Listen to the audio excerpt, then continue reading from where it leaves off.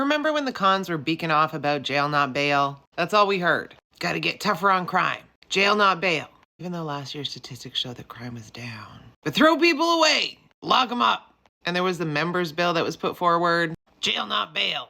And it didn't pass. And then they blamed the libs. But really, it's the libs and every other party, because nobody voted for their jail not bail. And it was said during question period that the libs would be coming out with new policy, a new bill that would address some of the concerns. Well, that's happened. Hey, Sean. Bill C14 was put forward, and it's looking at making a lot of changes. Is it the same as the private members bill from the CPC? No.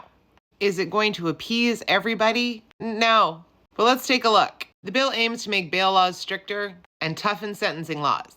Of note, these changes are only as good as the implementation by the provinces. Side note, all provinces love this, except for mine. Let's look at bail. Generally, the principle of restraint is used, the least restrictive measure. The bill's going to show the courts how to use it.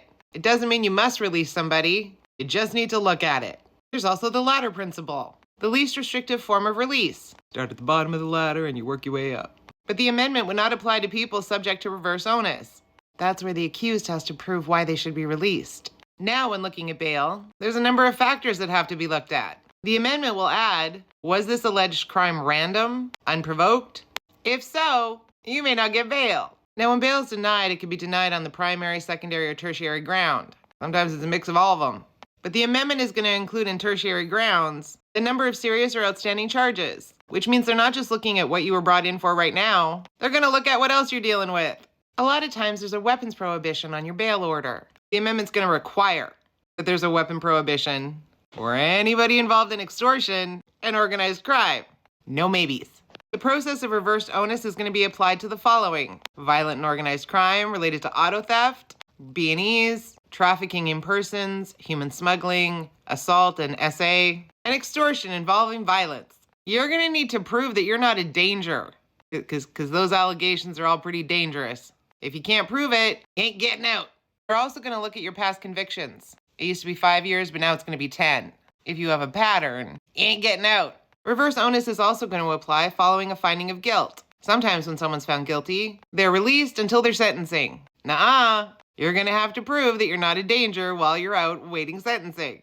Aggravating factors are also increased. Repeat violent offenders, offenses against first responders, and interference with infrastructure. They're also going to mandate consecutive sentences over concurrent. If you tried to extort somebody and lit their shit on fire, and you're found guilty of both, you serve one right after the other.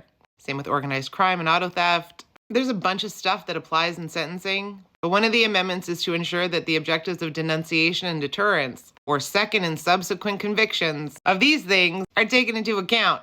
They're also increasing fines and potential jail time for contempt. They're also tightening up conditional sentences, also known as house arrest. If you diddle somebody you shouldn't, no conditional sentencing. They're also going to look at ways at imposing federal fines, because right now it's in the province's hands, and the most they can do is suspend your license. If you do bad things with your vehicle right now, the court may issue a prohibition order for driving. They're tightening up when there absolutely will be a prohibition from driving. Then that takes us to the Youth Criminal Justice Act. Violent offenses may lead to a custodial sentence. The amendment's going to tighten up what that actually means. There's also publication bans on youth. The court generally has to approve it, and it has to be for a big reason. The amendment will allow police to issue the identifier. Still has to be urgent. This one's weird. The current law doesn't specify that if a youth is UAL, whether their sentence continues. The amendment's going to tighten that up. If you're UAL when you're supposed to be in custody, those days don't count.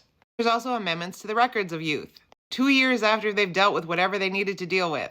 Same goes for police investigations. If there was an investigation but no charges, 2 years, just in case. They're also going to mishmash sentencing reform for the criminal justice system as well as the military justice system.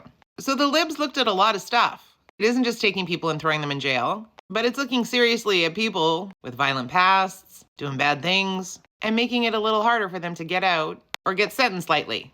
Are there problems with the bill? Probably. I'm sure there's going to be some charter challenges, because unlike what the CPC was putting forward, which would have violated the entirety of the charter, maybe only little bits need to be looked at.